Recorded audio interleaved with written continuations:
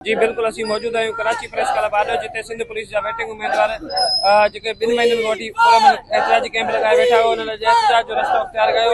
अचो त असां उन्हनि सां ॻाल्हाईंदासीं त उन्हनि हीउ जेको एहतिजाज जो रस्तो इख़्तियार कयो आहे, इनजो छा चवणो आहे।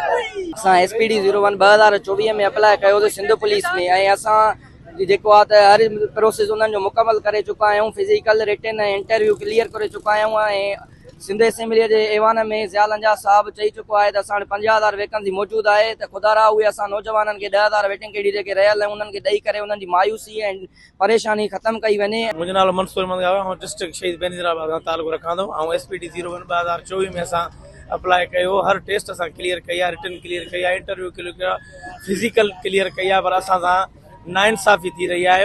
2 महीना थी विया आहिनि, असां सां को बि माना इंसाफ़ न, को बि नुमाइंदो या को बि असां सां लड़ी न आयो आहे। महिरबानी करे असांखे ऑफर ऑर्डर जारी कनि, जल्द खां जल्द ऑफर ऑर्डर जारी कनि। असांखे 2 महीना थी विया आहिनि हिते धिका खाई खाई, असां बेज़ार थी विया आहियूं। पुलिस जा SPD 01 जा वेटिंग उम्मीदवार आहियूं। 2024 में असां हर क़िस्म जी टेस्ट पास कईसीं। उन खां बावजूद बि 10 महीना मुसलसल असांखे दरपदर कयो वियो आहे। असांजी का सहार न थी वई आहे।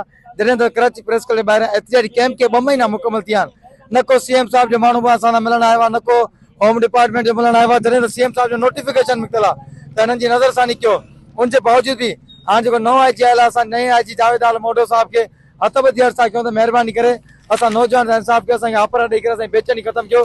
जे ॿी सूरत में न असां पंहिंजो एहतिजाज दायरो वधाईंदा। जॾहिं त तव्हां वटि पुलिस में नफ़री जी बि खोट आहे, उनजे बावजूद बि सिंध जे नौजवान सां तव्हां जेका 8 महीननि खां हिननि जी वार न कई आहे, असांखे ऑफर ॾेई करे असांजी बेचैनी ख़तमु कई वञे। वॾी महिरबानी। असांजो हिकिड़ो ई मुतालबो आहे त जेके बि असां IB थ्रू टेस्ट पास कयूं, पुलिस कांस्टेबल SPD 01 असां वेटिंग कैंडिडेट्स आहियूं। असांखे 10 महीना खां बि वधीक अरसो थी चुको आहे, असांखे वेटिंग में रखियो वियो आहे।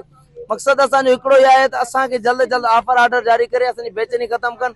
2 महीना असांजी हिते कराची प्रेस क्लब कैंप ते थी विया आहिनि। वॾी असांजी हिकिड़ी हंबर रिक्वेस्ट आहे, महिरबानी करे जेके नौजवान वेटिंग में वेठा आहिनि सभिनि खे ऑफर ऑर्डर ॾेई करे उन्हनि जी बेचैनी ख़तमु करे। कैमरामैन शहजाद सां गॾु अज़हर अली, WTN न्यूज़ कराची।